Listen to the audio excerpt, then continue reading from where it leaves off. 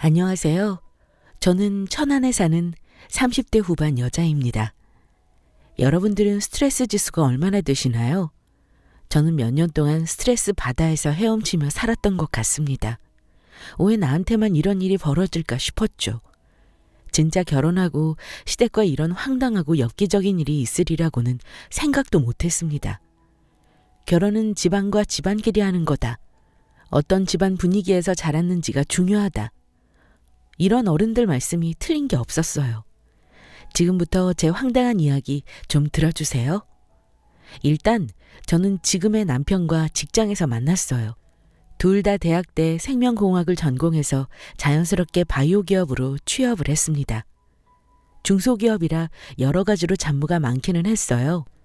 이런저런 일로 일이 겹치고 함께 야근하면서 자주 얼굴을 보니 정이 생겼습니다. 또 남편의 적극적인 대시에 저도 넘어가게 되었죠. 아무튼 그때는 마냥 좋더라고요. 사내 연애 그거 절대 하지 말아라 하는 사람들의 목소리도 전혀 들리지 않았습니다. 직장에 갔는데 좋아하는 사람이 있고 또 그 사람이 옆에서 챙겨준다는 게 참 위안이 되었어요. 아무튼 저희는 1년 넘게 연애를 했습니다. 그런데 마에 32살이 넘으니 점점 친구들이 결혼을 하더라고요. 저 역시 빨리 결혼해 안정적인 가정을 만들고 싶었습니다. 게다가 마침 저는 주임, 오빠는 책임으로 진입이 된 이후에 슬슬 결혼 이야기를 꺼냈어요. 오빠, 우리 슬슬 결혼 이야기 해야 하지 않아? 이슬아, 그런 이야기는 오빠가 먼저 하려고 했는데. 요즘 여자 남자가 어딨어. 좋아하는 사람이 고백하는 거지. 역시 우리 이슬이. 그런데 한 1년 후에 하는 거 어때? 우리 안 그래도 한창 더 일할 때라. 얼마 전에 우리 승진하기도 했고 돈도 더 여유 있게 모으고 하는 게 낫지 않아? 글쎄. 내 친구가 그러던데 어차피 할 거면 빨리 합치는 게 훨씬 경제적으로도 안정된대. 둘이 돈 같이 모으니까 의지도 되고 말이야. 그래? 근데 오빠는 아직 준비가 안 돼서. 무슨 준비? 마음의 준비? 그런 건 오히려 내가 해야지. 아무튼 이슬아, 우리 지금 하고 있는 일도 그렇고 집도 그렇고 여러 가지로 천천히 계획을 짜면서 결혼 이야기 하자. 게다가 아직 우리 형도 결혼 안 해서 그게 좀 걸리네. 아, 형. 그 생각은 못했네. 근데 요즘 시대는 형제 사이에 그런 순서 크게 안 따지지 않아? 내가 좀 개방적인 건가? 그렇긴 한데 우리 집은 좀 달라. 워낙 형을 장남이라고 생각하고 끔찍하게 아끼거든. 참나. 오빠는 뭐 주워온 자식인가? 오빠도 소중한 아들이거든? 내가 훨씬 더 많이 아껴줄 거야. 고마워 이슬아. 아무튼 이래저래 신경 쓸 게 많아. 좀 더 기다려줘. 알았지? 알았어 뭐. 줄곧 오빠는 형이 신경 쓰인다면서 결혼을 미루었어요. 오빠 말이 이해는 가면서도 굳이 요즘 세상에 누가 먼저 결혼하는지 그 순서가 중요한가요? 괜히 서운하더라고요. 그래도 어쩔 수 없었습니다. 결혼 준비하는 게 갑자기 되는 건 아니니까요. 그런데 하루는 회사에서 일을 하는데 배가 이상했습니다. 진짜 배멀미 하듯 울렁거렸어요. 머리도 지끈거리고 토가 나올 것 같더라고요. 단순히 체하거나 그런 느낌이 아니었습니다. 도통 약을 먹어도 말을 안 들어서 결국 반차를 쓰고 병원에 가게 되었어요. 그런데 크게 별다른 이상이 없다고 하셨습니다. 그런데 이게 여자의 촉일까요? 사실 한 달 전에 진작 시작해야 하는 생리가 나오지 않아서 걱정되었습니다. 그래서 이래저래 상담도 하고 미뤄둔 자궁경부암 검사도 하려고 근처 산부인과를 가게 되었어요. 이슬 씨 오랜만이네요. 아, 선생님 잘 지내셨죠? 아, 다름이 아니라 요 며칠 배가 계속 이상하네요. 마치 배멀미 하듯 너무 어지럽고 이상한 거 있죠. 게다가 벌써 한 달이 지났는데 생리를 시작하지 않아서 걱정돼서 왔어요. 자주 그랬나요? 아니요, 전혀. 불규칙한 적은 있지만 이렇게 오랫동안 생리 안 한 건 처음이에요. 워낙 규칙적이라 달력 어플 사용하지 않아도 될 정도거든요. 오신 김에 자궁경부암 검사랑 같이 받아오죠. 잘 왔어요. 네, 검사 받고 갈게요. 이윽고 검사 결과가 나왔어요. 그리고 그날은 제가 새로 태어난 날이 되었습니다. 왜냐고요? 선생님께서 말씀하시길 아기가 자리 잡은 지 이제 3주가 되었다고 하시더라고요. 정말 축복 그 자체였습니다. 저는 놀라운 반, 기쁨 반, 그리고 두려움 반이었어요. 어머, 이슬 씨, 우리 이쁜 아기가 엄마한테 왔어요. 축하해요? 네? 진짜요? 여기 사진 좀 보세요. 여기 콩알만큼 작은 점 보여요? 네네. 좀 자꾸 이상하죠? 근데 이 작은 생명이 이제 점점 커질 거예요. 축하해요. 진짜 대부분 이때는 아직 자리 잡기 전이라 뚜렷한 증상이 있거나 티가 나지는 않으니까요. 뭐 배가 나오지도 않고요. 살짝 어지럽고 배멀미 나는 느낌이 오긴 하는데 딱 그때 왔네요. 이제부터는 제대로 관리해야 할 거예요. 이제부터 먹어야 하는 약도 알려줄게요. 그런데 선생님, 당황스럽네요. 게다가 전 아직 미혼이거든요. 이슬 씨 계획이 없으셨던 건가요? 아, 네. 물론 너무 축복이고 감사한 일인데 참 어렵네요. 저는 당장 저녁에 오빠에게 말했습니다. 다행히 오빠도 당황한 기색이 있었지만 마음으로 안아주었어요. 그리고 정말 기뻐했어요. 전 오히려 다행이라는 생각도 들었습니다. 이런저런 핑계로 결혼을 미루는 상황이었는데 그런 우리에게 아이가 찾아와 결혼을 앞당겨준 느낌이었거든요. 다만 미리 엽산도 먹으면서 몸을 만들어야 했는데 느닷없이 찾아온 아이 때문에 우왕좌왕하기는 했습니다. 그래도 저희는 사랑으로 키우기로 결심했죠. 정말 세상을 다 가진 기분이었어요. 당장 서둘러 양가 부모님께 말씀드려야 했습니다. 물론 시대가 많이 변했다고는 하지만 어른들이 모두 보수적이라 정말 걱정이었어요. 오빠네 집에도 이런 일로 첫인사를 가는 게 정말이지 부끄럽고 난감했습니다. 정말 예상 반응은 반반이었어요. 기뻐해 주시거나 아니면 정말 실망하시거나. 그러나 어서 말씀을 드리고 결혼을 서두르기로 했습니다. 다행히 저희 집에서는 엄마가 정말 많이 놀라셨는데 아빠는 오히려 기뻐해 주셨어요. 아빠는 평소 오빠를 사위라고 생각하며 대하셨기 때문에 언젠가는 결혼하겠거니 생각하셨습니다. 엄마도 앞으로 잘 살라고 하시며 연신 걱정하셨지만 이내 곧 인정해 주셨어요. 마음이 정말 편안해졌어요. 결혼도 전에 이런 일이 벌어졌는데도 친정에서 먼저 마음으로 이해해 주시다니 정말 천만 다행이었습니다. 그런데 문제는 시댁 쪽이었죠. 가끔 오빠네 집에 놀러 간 적은 있지만 이렇게 본격적인 문제로 간 적은 없었습니다. 또 오빠네 어머님은 워낙 보수적이셨거든요. 오빠는 일찍 아버지를 여의고 어머님 그리고 위에 3살 차이 나는 형 이렇게 세 식구가 살고 있습니다. 그런데 아직 형은 결혼을 안 한 상태고요. 결혼 이야기를 드리러 가기도 전에 이런 일이 생겨서 저도 당황스러웠지만 그래도 축복스러운 일이니 용기를 냈습니다. 전 정말 제 아이가 사람들의 축복 속에 태어나기를 바랬어요. 엄마, 우리 왔어요. 분명히 일주일 전부터 인사를 간다고 말씀을 드렸는데 당일 어머님 집에 가보니 불이 꺼져 있었습니다. 걱정스러운 마음에 들어갔어요. 어머님, 계세요? 정말 당황스러웠습니다. 알고 보니 불을 꺼두고 자고 계셨어요. 엄마, 오늘 이슬이 데리고 온다고 했잖아. 뭐 하셔? 뭘 뭐해? 잠깐 잤지. 그래. 왔냐? 아니, 손님이 오는데 이렇게 있으면 어떡해? 오빠가 살짝 격앙된 목소리로 이야기했어요. 저는 분위기를 망치고 싶지 않았습니다. 물론 많이 당황하긴 했지만 그게 중요한 게 아니었어요. 결혼도 하기 전에 아기가 생긴 일을 어떻게 조리 있게 말씀드릴까 온통 그것에 신경이 쓰여 있었습니다.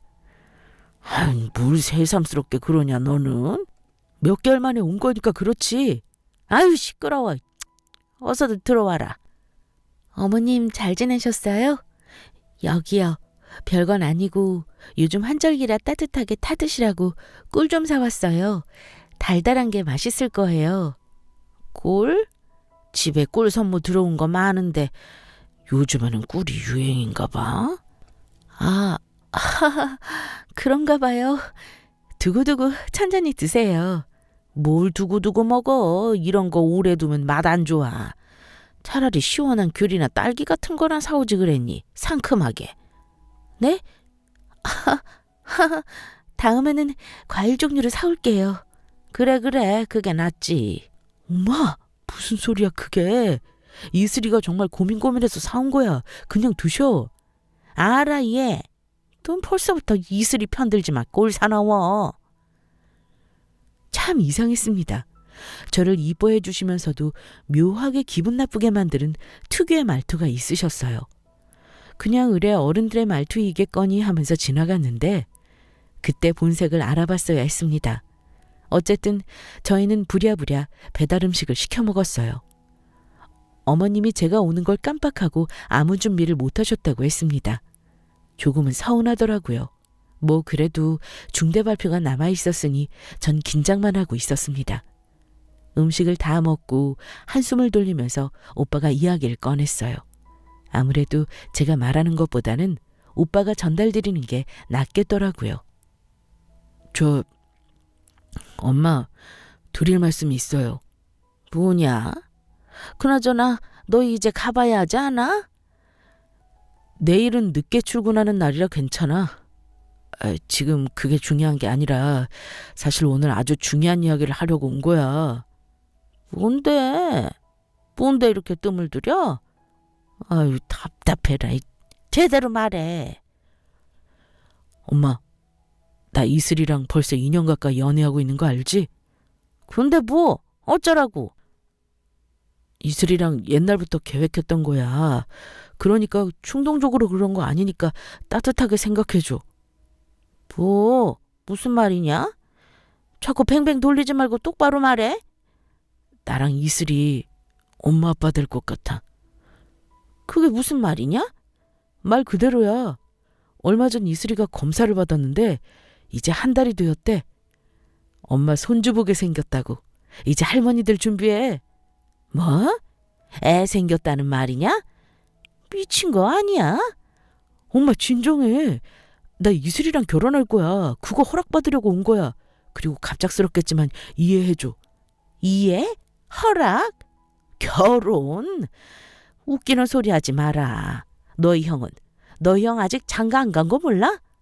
아, 그놈의 또 형 소리 좀 그만해. 그놈의 형이라니. 너 형이 얼마나 우리 가족을 위해 희생하고 애썼는지 몰라? 아무리 그래도 세월이 변하고 시대가 변했다고 해도 형은 형인 거야. 순서라는 게 있는 거라고. 형은 여자친구도 없는데 무슨. 엄마, 이슬이 아기 가졌다고. 우리가 잘할게. 참다, 어이가 없어서. 이슬아, 너 산부인과 제대로 된 병원으로 간 거 맞아? 요즘에는 의사가 잘못 보고 얘기하는 것도 많다던데. 이게 무슨 일이니? 갑자기 사고를 치고 난리야. 오빠네 어머님은 호락호락하지는 않을 거라 예상은 했지만 이야기를 하자마자 너무 화를 내셨습니다. 분위기 반전이 필요해 보였어요.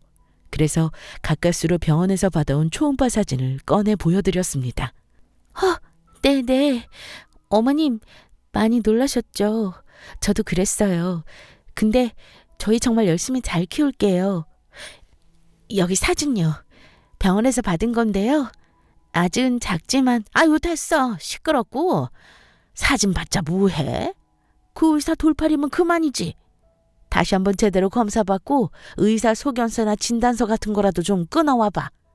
참나, 이게 무슨 일이니? 그리고 막말로 너희가 아기를 가졌다고 해도 어떻게 장남보다 먼저 결혼을 하냐? 너네 다 큰 성인이 그런 계획은 안 하고 사귄 거야? 이슬이 너가 밀어붙인 거냐? 네? 아니에요. 그런 거. 일단 저희 부모님께는 모두 말씀드렸고 결혼 허락해 주셨어요. 어머님도 예쁘게 생각해 주세요. 저희 정말 잘할게요.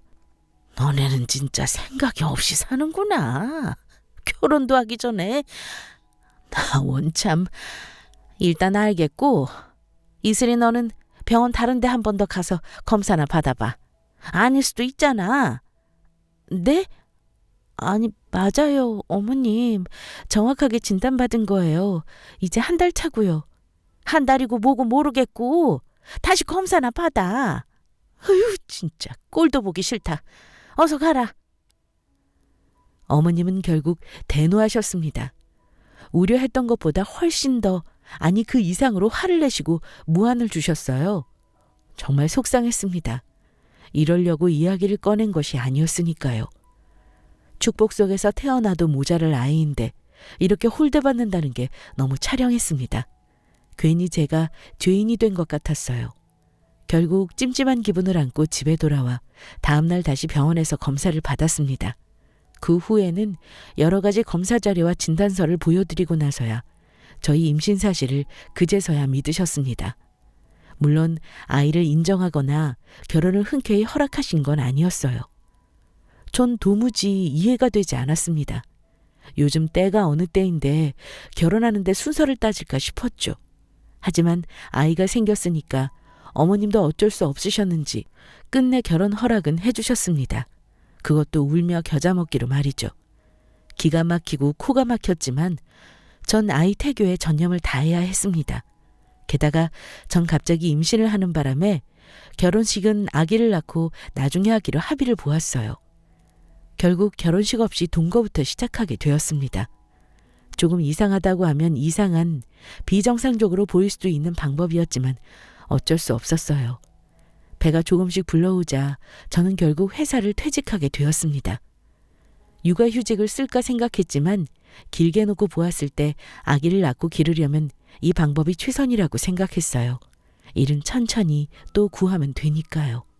남편은 중소기업에 다니고 있었고 결혼 당시 시댁에서는 돈 한 푼 보태줄 수 없다고 하셨습니다. 결국 친정아빠가 보증금을 보태주셨고 작은 아파트를 마련해 주셨습니다. 당시 결혼식도 제대로 안 하고 동거부터 하는 거였지만 집 구하느라 고군분투하던 저희를 보시더니 결국 친정아빠가 보다 못해 보증금을 도와주신 거였어요. 정말 그때만 생각하면 너무 죄송하고 지금까지도 감사하고 있습니다. 원래는 친정과 가까운 곳에 집을 얻으려고 했지만 남편 직장 때문에 시댁과 가까운 쪽으로 집을 구하게 되었어요. 조금 불안하기는 했지만 어쩔 수 없었습니다. 그리고 결혼하고 처음으로 시댁 행사에 간 적이 있어요. 그날은 상견례 이후로 처음으로 남편의 형, 그러니까 시아주버님을 만나는 날이었습니다. 대기업을 다니고 계시는 아주버님은 정갈한 얼굴에 낮은 목소리, 그리고 어딘가 차가운 인상을 가진 분이셨어요. 해외 지사로 발령을 받으셨다가 얼마 전에 아예 한국으로 들어오셨습니다. 그래서 특별히 만날 일이 없었습니다. 게다가 결혼식을 한 것도 아니라 만나는 게 애매했죠. 전 아기도 가졌고 이제 빼도 박도 못하게 오빠네 식구라는 생각에 친해지고 싶었습니다. 안녕하세요. 상견례 이후에 처음 뵙네요. 잘 지내셨죠? 재수 씨 안녕하세요. 몸은 괜찮아요? 네네. 이제 시작이죠. 어색한 인사가 끝나고 밥을 한창 먹고 있었어요. 그런데 남편과 형의 대화를 옆에서 듣고 있는데 너무 기분이 나빴습니다. 야, 너 돈도 제대로 모아야겠다. 이제 아기도 생겼는데 어쩌려고 그러냐? 뭐가? 내가 알아서 할게. 이제 한국 아예 들어온 거야? 그렇지 뭐. 역시 해외에서 놀아야 해. 여기는 보너스가 장난이 아니야. 너네는 중소기업이라서 그런 거 없지? 왜 없어? 가끔 명절 상여금 줘. 명절 상여금? 뭐 식비 정도 주겠지. 그걸로 재수 씨랑 아기랑 먹여 살릴 수 있겠냐? 이 형은 얼마 전에 연봉 또 올랐다. 역시 남자는 돈을 잘 벌어야 해. 너도 정신 차려 이거사. 아니면 이직을 하든지. 하긴 지금 너 나이는 받아줄 것도 없긴 하겠다. 아무튼 잘 버텨라. 거기라도 안 버티면 너 받아줄 곳이 어디 있겠냐? 그러니까 형 따라서 외국어 공부 빡세게 하라니까, 자식. 내가 알아서 할게. 일부러 들으려고 들은 건 아니고 거실에 앉아있다 보니 자연스레 듣게 되었어요. 그런데 가만히 보니 아주버님이 남편을 은근히 무시하는 게 아니겠어요? 정말이지 화딱지가 나서 죽는 줄 알았습니다. 착해 빠진 남편은 아무 대꾸도 못하고 그걸 다 앉아서 듣고 있었어요. 정말 속에 천불이 나는 줄 알았습니다. 그렇게 저는 시댁과 삐그덕삐그덕 마치 맞지 않은 태엽을 감는 것처럼 관계를 이어나가고 있었어요. 특히 시어머님은 정말이지 저랑 상극이었습니다. 하루는 시어머님이 저희 신혼집에 반찬을 주시겠다면서 오신 적이 있었어요. 항상 장남, 그놈의 장남 이야기를 하시면서 아주버님 자랑을 하셨거든요. 얘야, 사진 좀 봐라. 어머, 누구예요, 어머님? 이쁘네요. 그치? 어머, 역시 우리 장남은 뭘 하든 똑소리 난다니까. 연애를 도통 안 하길래 걱정했더니만 이런 멋진 여자를 만나려고 그랬나 봐. 변호사래. 텔레비전에도 많이 나오는 유명 로펌이라던데. 아무튼 잘 나가는 여자래. 그래, 우리 장남은 이 정도 여자는 만나줘야지 딱이지. 어머, 아주버님 여자친구세요? 여자친구는 무슨, 곧 결혼할 거야. 꽤 됐어. 결혼 확정 나기 전까지 아무한테도 절대 말하지 말래서 계속 참았지 뭐. 내가 또 장남 말은 잘 듣잖냐. 우와, 어머님 다행이네요. 안 그래도 걱정 많이 하셨잖아요. 이제 아들 농사 다 하셨네요. 그래서 말인데 너희 돈 좀 있니? 네? 돈이요? 갑자기 무슨... 아니, 그쪽 집안이 변호사 집안이래. 예물이며 예단이며, 그리고 그때 들어보니까 호텔 결혼식 정도는 해야 할 것 같아. 하긴 우리 아들 대기업 다니는데 그 정도는 해야 하지 않겠니? 직장 동료들도 올 텐데. 근데 견적을 내보니까 이게 장난이 아니더라. 너희 그 시흥에 빌라 판 거, 그거 아직 전세금 남았지? 그것 좀 보태줄 수 있니? 어차피 우리 가족인데 서로 돕고 살아야 하지 않겠어? 네? 그 돈은 제 것이 아니라 저희 아버지가 보태주신 돈이라서요.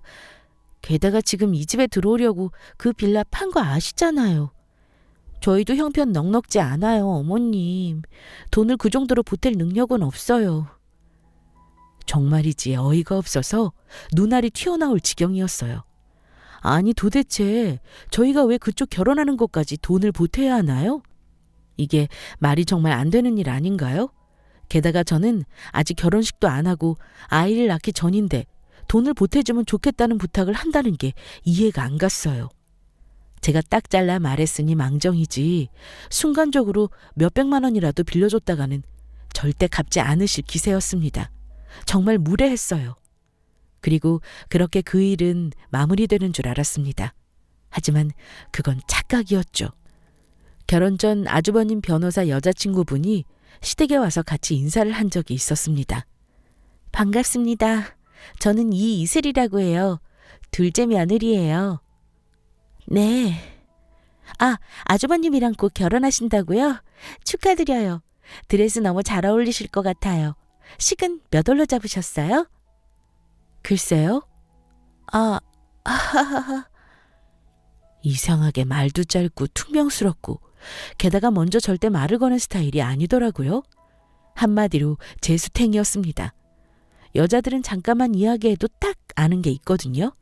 눈빛, 그리고 그 대화할 때 티키타카, 그리고 먼저 질문을 하는지. 이런 다양한 걸 보는데 이 변호사 여자는 정말 재수가 없었습니다. 제가 괜히 느끼는 편견이 아니었어요. 누가 봐도 좀 무례한 대화 예절을 가지고 있었습니다. 마음속으로는 벌써 재수탱이라는 별명을 짓고 그래도 전 꾹 참고 대화를 이어나갔어요. 그래도 가족이 될 사람이니 처음이라 낯설어서 그런 거겠지 하고 이해했습니다. 그 후 아주버님과 변호사 재수탱이는 내일 일 때문에 일찍 집에 가고 저희끼리 남아 이야기를 마저 했어요. 그런데 정말 충격이 아닐 수 없었습니다. 어머님은 당당하게 저희에게 돈을 요구하셨어요. 지석아, 너희 돈 좀 있냐? 무슨 돈? 우리 이제 막 시작한 거잖아. 없지 뭐. 왜? 무슨 일 있어? 아니, 너네 형 때문이지 뭐. 아까 봤지? 그 여자가 변호사 집안이래. 우리도 명색이 대기업 다니는 장남. 그 집안에 꿀릴 것 없잖아. 좀 맞춰줘야 하지 않겠어? 식은 뭐 형이 그동안 모은 것도 있고 다 하겠는데 집이 문제네. 요즘 아무리 반반 결혼이라고 해도 집은 남자가 해야 하지 않겠니? 너희 그때 빌라 전세금 1억 좀 보태라. 무슨 소리야? 안 돼. 우리 이제 아기도 태어날 거고. 뭐? 너 하나밖에 없는 형 결혼한다는데 그 정도도 못 해줘? 중소기업 다니는 주제에 무슨. 형아 덕분에 너 이 정도로 컸어. 알아? 엄마도 좀 부족하니까 아들한테 창피하지만 이렇게 부탁하는데 뭐가 어쩌고 어째? 너 결혼하더니 이제 형은 안중에도 없는 거냐? 그게 여기서 왜 나와? 형은 형이고 나는 나야. 그리고 이제 성인이고. 아니 우리도 그게 전 재산인데 어떻게 그걸 다 형한테 줘? 엄마는 우리 결혼하는데 뭐 해준 거 있어요? 내가 받고 싶다거나 그런 건 아니지만 솔직히 그렇잖아. 엄마 한평생 형만 편애하면서 살았잖아. 안 그래? 당연하지. 편애할 만하지. 형은 너보다 공부도 잘하고 성실하고 얼마나 잘했니? 아빠가 그렇게 돌아가시고 내가 누구를 믿고 살았겠어? 넌 자꾸 사춘기니 뭐니 하면서 속썩이고. 엄마, 내가 왜 사춘기 왔는지 몰라서 그래? 엄마가 형이랑 나랑 비교하고 편애했던 거 여기에서 내가 말해? 수도 없이 참아왔어. 내 일기장은 눈물 범벅이라고. 나 고등학교 졸업할 때까지 한 번도 엄마가 나 밥 한 번 차려준 적 없는 거 알아? 한 번도 그 흔한 도시락도 안 싸줬잖아. 엄마가 나한테 진짜 무심했던 거 알아? 맨날 형만 챙겼잖아. 나는 무슨 주워온 자식이야? 너 이제 와서 이러는 거 아니다. 어쩜 형이 결혼 좀 한다는데 이렇게 남대하듯 그러냐. 집안에 여자가 잘 들어와야 한다는데 아휴, 이상한 며느리가 들어왔더니 우리 아들이 귀신에 쓰였네. 아이고 내 팔자야. 엄마, 당분간 연락하지 마. 나도 연락 안 할게. 엄마가 그동안 나한테 어떻게 했는지 생각해봐. 진짜 누가 너무한 건지. 남편이 이렇게까지 성질을 내는 건 처음이었습니다. 정말 눈물이 그렁그렁해서 말하는데 그동안의 서름이 느껴졌어요. 저는 이렇게까지 골이 깊은 줄 처음 알았습니다. 남편이 정말 안쓰럽더라고요. 여보, 미안해. 아니야. 오빠가 뭐가 미안해. 아까 어머님한테 왜 그랬어? 어릴 때부터 정말 형이랑 차별을 많이 받았어. 공부부터 하다못해 밥 먹는 것까지 사사건건 비교를 했어. 어릴 때는 몰랐어. 형이 나보다 잘난 게 많으니까 그런가 보다. 나도 자식이니 다른 표현을 해주시겠지. 생각했는데 가면 갈수록 더 심해졌어. 형 대기업 들어가고 더 심해진 것 같아. 이슬이 너 만나기 전에 나 대학 때 어학연수 갔던 적 있잖아. 그때 외국 나가 있는 아들한테 전화 한 통 편지 한 통 없더라. 그때부터 진작에 마음의 문을 닫았어. 아무튼 너 앞에서까지 이런 이야기 듣는데 화가 너무 나는 거야. 나 집에 안 갈 거야. 엄마는 생각할 시간이 좀 필요해. 이슬이도 오빠 좀 이해해줘. 아이고, 알았어. 당분간은 시간을 좀 갖자. 그렇게 남편은 시댁과 거의 2달이 넘게 연을 끊었어요. 그런데 어머님도 무심하시지. 그 일이 있고 난 이후에 아무 연락도 없으셨습니다. 저는 그날 이후 걱정돼서 전화도 드렸는데 전혀 받지 않으셨어요. 저도 화가 나긴 마찬가지였습니다. 그 후 시간이 흘러 그 변호사 언니와 시아주버님은 결혼했습니다. 그리고 결국 시어머님은 본인이 살던 집까지 팔아 장남 결혼에 면을 세우셨고요. 결국 집은 남자가 해야 한다면서 평생 사셨던 집을 파셨습니다. 좀 무리한다는 생각을 했지만 어머님의 고집을 꺾을 자는 아무도 없었습니다. 저는 결혼할 때 너희들끼리 알아서 하라고 하시면서 집에 올 때 휴지 사들고 오신 게 전부였는데 정말 너무했어요. 그놈의 장남, 아주버님만 예뻐라 하는 그 편애가 너무 심하긴 했습니다. 그리고 결국 시어머님은 아주버님 집에 들어가서 살게 되었어요. 1층에서부터 3층까지 함께 쓰는 전원주택형 아파트였기 때문에 1, 2층은 신혼생활을 하고 3층은 작은 쪽방에서 어머님이 사용하신다고 했습니다. 저는 그래도 미운정이 더 무섭다고 어머님이 그 연세에 작은 방에서 아들 부부와 사는 게 신경이 쓰이더라고요. 그래서 간만에 전화를 드렸습니다. 어머님, 잘 계셨어요? 웬일이냐, 너가? 거기서 지낼 만은 하세요? 형님이 잘해주세요? 변호사라서 그런지 통 바빠서 얼굴 제대로 못 본다. 지석이는 잘 지내냐? 그놈은 연락도 없네. 아, 네. 오빠는 뭐 회사 여전히 다니고 잘 지내요? 저 다음 달이면 우리 쑥쑥이 이제 방 뺄 것 같아요. 아기 나온다고 생각하니까 떨리네요. 그래, 몸조리 잘해라. 아기 나오면 한번 가마. 웬일인지 시어머님이 유해지셨더라고요. 뭔가 기운이 빠졌다고 할까요? 카랑카랑한 특유의 목소리가 전혀 없으셨어요. 그 후 오빠를 억지로 데리고 아주버님 댁에 집들이를 갔습니다. 변호사 형수님이 웬일로 자리를 마련하셨어요. 오빠는 마지못해 함께 따라왔습니다. 그런데 집에 들어가자마자 어머님이 밥을 차리고 계시더라고요. 형수님은 텔레비전을 보고 계셨습니다.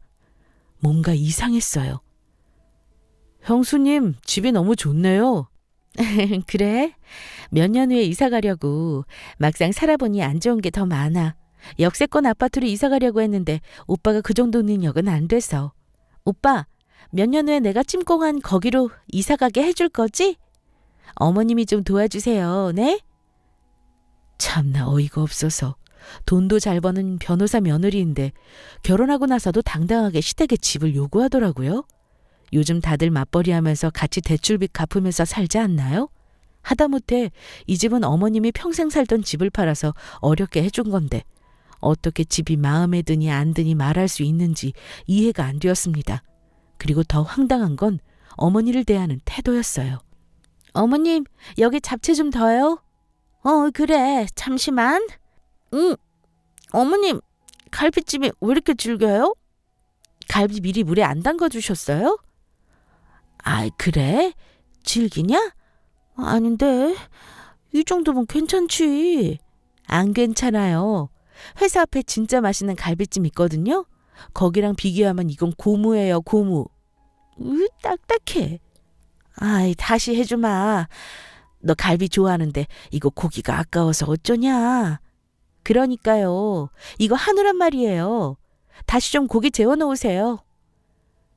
저는 만삭의 몸이라 도저히 일하기가 힘들어서 어머님 배려로 거실에 앉아 있었습니다. 그런데 귀로 가만히 둘의 이야기를 엿들었더니 가관이 아니었어요. 어머님이 무슨 식모도 아니고 이러쿵저러쿵 시켜대며 심지어 음식이 맛없다면서 다시 하라고 심부름을 시키더라고요. 정말 어이가 없어서 열불이 터지더라고요.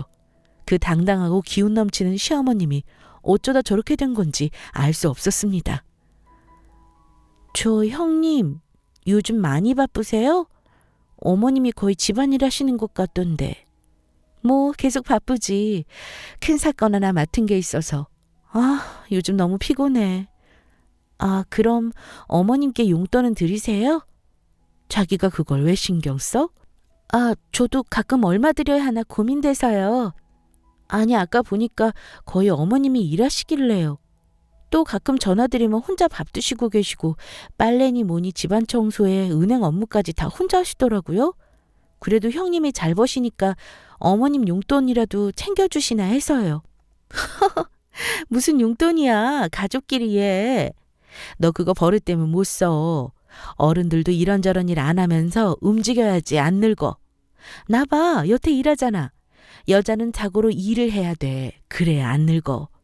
자기도 아기 낳고 좀 쉬다가 뭐라도 해. 네, 그래야죠. 근데 어머님 무릎 안 좋으신 거 아세요? 3층 말고 차라리 1층으로 이번에 옮겨드리는 건 어떠세요? 아까 보니까 계단이 높던데. 자기야, 가만 보니까 요즘 선 넘는다. 그건 내가 알아서 할게. 그리고 1층 화장실 넓은 건 우리가 써야지. 말 그대로 신혼집인데 내가 시어머니 모시고 사는 것도 감지덕지 해야 하는 거 아니야? 어머님은 3층 작은 방이 어울려. 어른들 너무 집 크면 오히려 청소하기도 귀찮아. 아, 그럼 2층 작은 방이라도 드리는 게 낫겠네요. 2층은 지금 손님 방으로 비어 있잖아요. 야, 내가 알아서 한다니까? 그리고 다 늙은 노인에 뭘 그리 신경 쓰니? 내가 그런 거 하나하나까지 신경 써야 해? 이 꼴랑 작은 집도 겨우 받아 이사 왔는데. 아휴, 그나마 우리 남편이 대기업 다니면서 잘 나가니까 망정이지. 이 집안 솔직히 뭐 볼 거 있니? 솔직히 까놓고 말해서 우리 둘 다 며느리잖아. 너도 정신 똑바로 차려. 너무 정주지 마. 이 집안 별 볼 일 없는 것 같아. 그냥 우리가 잘 먹고 잘 모으면서 살아야지. 안 그래? 형님, 그게 무슨... 어머님 나이가 벌써 70이셔요. 물론 형님 바쁘시지만 극진히 모시고 살라는 건 아니지만 그래도 집안일을 매번 혼자 다 하시는 건 무리가 있다고 봐요. 아까 보니까 바닥에 주무시는 것 같던데 푹신한 토퍼라도 사드리는 게 낫겠어요. 제가 좋은 토퍼 알아보고 하나 사올게요. 야, 너 진짜 내가 가만히 듣자 하니? 내가 무슨 악덕 며느리라도 되는 줄 아니? 토퍼는 무슨... 내가 그 정도 살 돈이 없을까 봐? 우리 잘 벌어. 어머님 그리고 문제 없어. 여태 한 번도 불평 불만 없이 잘만 지내셨어. 오버 떨지 마. 자기야, 나 진짜 화나려고 그래. 네. 기분 나쁘셨다면 죄송해요. 어머님 직접 보니까 마음이 안 좋아서요. 그럼 너희가 어머님 데리고 가. 그럴 형편도 안 되면서 뭐 이래라 저래라야? 재수없게? 기분 묘하게 나쁘네? 그럴 의도는 아니었어요. 오해 마세요. 저희는 다음 달이면 아기가 곧 태어나고 여러 가지로 살림이 빠듯해요. 그런데 형님은 변호사 일도 하시고 형편이 좋으시잖아요. 가끔 어머님 용돈도 드리고 해주세요. 저도 반찬해서 자주 보내드릴게요. 됐어. 우리는 게다가 유기농 반찬만 먹어. 우리 신경 쓰지 말고 너나 잘해. 재수탱이 변호사 형님은 어머님을 위한다고 하면서 묘하게 부려먹는 게 확실했어요. 딱 보니 느낌이 왔습니다. 그러나 제가 어찌할 도리는 없었어요. 그리고 한 달 후, 전 드디어 쑥쑥이를 낳게 되었습니다. 쑥쑥이 이름은 바다라고 짓게 되었어요. 바다처럼 넓고 깊은 사람이 되라는 의미로요. 병원에 웬일로 시어머님과 형수님도 같이 찾아오셨어요. 자기 고생했네? 형수님 오셨어요? 어머님도 오셨나요? 그래, 고생했다. 이름은 바다라고? 지석이랑 같이 지은 거니? 네네. 결혼 전부터 아기 생기면 바다라고 짓고 싶었거든요. 바다? 너무 올드한데 이름이? 누가 요즘 그렇게 이름을 지어? 왜요? 바다처럼 깊고 넓은 사람이 되라는 말이라서 전 좋아요. 아니, 이름처럼 될 수 있으면 뭐 다 좋은 이름 짓게? 또 재수탱이 변호사는 빈정거리기 시작했습니다. 그런데 제왕절개로 배가 너무 아파서 대꾸할 힘조차 없었어요. 그리고 시어머님도 말을 보태셨습니다. 첫째야, 너희도 이제 슬슬 좋은 소식 있어야 하지 않겠니? 여기는 딸이니까 너희는 아들 낳으면 딱 좋겠다. 물론 아기 낳는 걸 강요할 수는 없고 또 절대 강요해서는 안 되지만 누가 봐도 시어머님이 며느리에게 그냥 의뢰하는 말씀이셨어요. 또 형님이 안 그래도 아기 계획이 있다는 말은 익히 들어서 알고 있었습니다. 그런데 벼랑간 시어머님에게 화를 내는 거예요. 아씨, 또 그 소리예요? 제발요 좀. 저 변호사 일 아직 해야 한다고요. 일하는 며느리한테 그런 이야기 하는 거 아니에요, 어머님. 아시겠어요? 뭐? 얘야, 넌 무슨 말을 그렇게 하니? 뭐가요? 어머님이 너무하시죠? 아이씨, 지금 여기 같이 오자고 해서 힘들게 시간 빼서 온 거라고요. 저 이제 가봐야 해요. 아이씨, 너 그게 시어미한테 말버릇이 뭐냐고? 제가 들어도 기분 나빴습니다. 아무리 그래도 어른에게 그렇게 예의를 차리면 안 된다 생각했어요. 형수님, 어머님 그만하세요. 어머님도 그럴 의도는 아니신 것 같은데 형수님도 좀 오늘 예민하신 것 같고요. 다들 나쁜 의도는 없었으니까. 됐어, 난 이만 갈게. 어머님은 알아서 가세요. 이따 저녁에 오빠랑 저는 간만에 외식 좀 하고 들어갈게요. 저게, 예. 얘야! 어머님은 늘 장남이 최고야 노래 부르셨기 때문에 이 집에 사시는 게 마음이 훨씬 편하시겠거니 하면서 저도 안일하게 생각했어요. 그런데 눈으로 직접 보니 아니더라고요. 그 변호사 재수탱이가 정말 재수탱이었습니다. 기센 시어머님을 누르다 못해 짓밟더라고요. 그런데 좀 통쾌한 마음도 들었어요. 매번 남편을 무시하면서 장남 외치셨던 시어머님이 처음으로 주눅든 모습을 보이셨거든요. 하지만 어머님은 아주버님 집에서 1년이나 더 사셨어요. 그 후 쑥쑥이는 바다가 컸고 첫돌이 어느덧 다가왔습니다.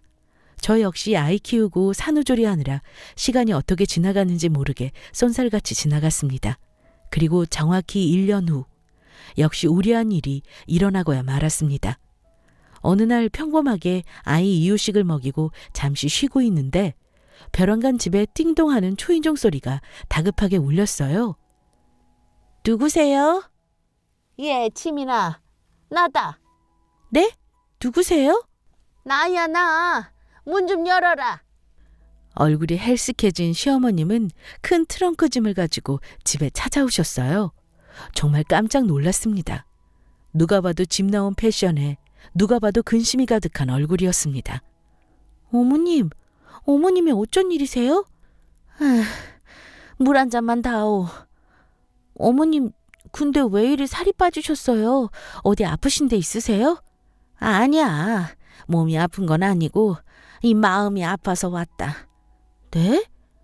이 가방은 또 뭐예요? 집 나오셨어요? 미안하다 얘야. 변호사인지 병기인지 엄청 유세를 떠는데 내가 도저히 못 보겠어서 나와버렸어. 걔가 보통이 아니었어. 형님이요? 어느 정도 예상은 했는데 아주버님은요? 이 사실 아세요? 그놈도 한통속이야. 말할 거 없다. 정말 내가 1년 동안 노예 생활도 이런 노예 생활이 없었어. 기본적으로 하루 삼시세끼를 내가 다 했단다. 게다가 가끔 동네 친구들 좀 보려고 나가려고 하면 그렇게 쌩 난리를 폈어. 코로나 시국에 어딜 나가 돌아다니냐고. 아니 내가 뭐 몇십 명 만나는 것도 아니고 그래봤자 다 해서 4명이야. 안 그래도 자가키트 검사도 다 하고 안전하게 만나겠다고 하는데도 절대 나가지 말라고 막더라니까. 그래서 결국 친구들도 못 만났어. 그리고 그때 너희들 다 왔을 때 봤겠지만 내가 3층 썼던 거 기억나니? 네네. 안 그래도 무릎 아프신데 3층에서 주무셨잖아요. 거긴 화장실도 없는데 제가 형님한테 2층 손님방 드리는 게 낫지 않겠냐고 말씀드렸는데. 손님방? 참나 웃기네. 거기 손님방이 아니라 자기 친구들 데리고 와서 노는 아지트라나? 그래, 아지트였어. 첫째가 워낙 해외 출장이 잦잖아. 그래서 한 몇 주 해외 나가면 그렇게 친구들을 불러와서 거기 2층에서 술판 벌이면서 놀았다니까. 난 안주 만들어주느라 바빴고 친구들이 변호사 며느리고 돈 잘 버는 며느리 얻었다고 부러워하는데 무슨 가끔 자기 기분 나쁘면 아이씨 하면서 얼마나 욕도 잘하는데 얘가 밖에서랑 안에서 완전 단판이야. 다른 사람이 된다고. 아유. 어머님, 말씀하시지 그랬어요. 저도 바다 키우고 산후조리 한다고 바빠서 도통 신경 못 썼네요. 아주버님한테 말씀하시지 그랬어요. 내가 그동안 자식 농사를 잘못한 것 같다. 그동안 내가 뭐가 있었는지 우리 지석이 마음 아프게 그놈의 장남하면서 첫째만 싸고 돌았더니만 애가 공부만 잘했지 인석은 바닥이 되었더라고. 내가 이 이야기를 안 해봤겠니? 첫째한테 이야기하니까 뭐라고 하는 줄 아니? 아주버님이 뭐라고 하셔요? 변호사 집안이랑 결혼하는데 그럼 이 정도 대우받는 거 생각 못했냐면서 엄마가 참으라고 하더라. 게다가 내년에 아파트로 이사 갈 거니까 지석이한테 돈 좀 빌려오라고. 참나, 내가 그 소리 듣고 어이가 없어서 이렇게 나왔어. 내가 첫째 장가 보낼 때 면 좀 세워주려고 집에 돈이 없으니까 너네한테 손 좀 벌리려고 했던 건 정말 미안하다. 그때 돈 안 받길 정말 다행이지. 지금 이 늙은 애미 부려먹으면서 이 나이 되도록 동생한테 돈 좀 꿔달라고 말하는 게 형이니? 이게 말이 되니? 내가 잘못 키웠어. 다 내 탓이다, 내 탓. 미안하다, 이슬아. 어머님, 울지 마세요. 탓이 어딨어요. 이윽고 남편이 퇴근하고 왔고 이 사정을 다 듣게 되었습니다. 남편은 당장 형을 찾아가겠다고 난리를 쳤지만 겨우 진정하고 앉았어요. 그 바람에 남편도 시어머님도 서로 그동안 오해했던 부분, 미안했던 부분을 사과하면서 몇십 년 동안 막혀있던 벽을 허물었습니다. 정말 진심으로 마음을 나누면 해결될 일인데 정말 노력하면 안 되는 일이 없더라고요. 저도 코끝이 찡해졌습니다. 어머님, 잘 오셨어요. 저희랑 같이 살아요. 얘야, 됐다. 내가 이러려고 온 건 아니야. 그냥 당장 집 나오니까 갈 곳이 없더라고. 바다도 태어나는데 그게 말이 되니? 월세방 하나 근처에 구해볼게. 그게 낫지. 이렇게 너희들한테까지 민폐 끼칠 수는 없다. 엄마, 그렇게 해. 대신 공짜는 아니야. 우리 바다도 좀 가끔 봐주면서 내가 좋아하는 엄마 제육볶음도 가끔 해주고 지민이 아침잠이 좀 많으니까 깨워주시고 그렇게만 해줘. 같이 살자, 엄마. 뭐? 제육볶음이 월세야? 그런 건 얼마든지 해줄 수 있지. 잘 됐네요, 어머니. 그래요, 저희랑 살아요. 이참에 들어오세요. 바다 때문에 제가 밖에도 못 나가고 또 앞으로 일은 어떻게 하지 싶어서 사실 난감했거든요. 저희가 용돈 드릴게요. 그거 받으시면서 편하게 지내세요. 부족하겠지만 저희도 잘할게요.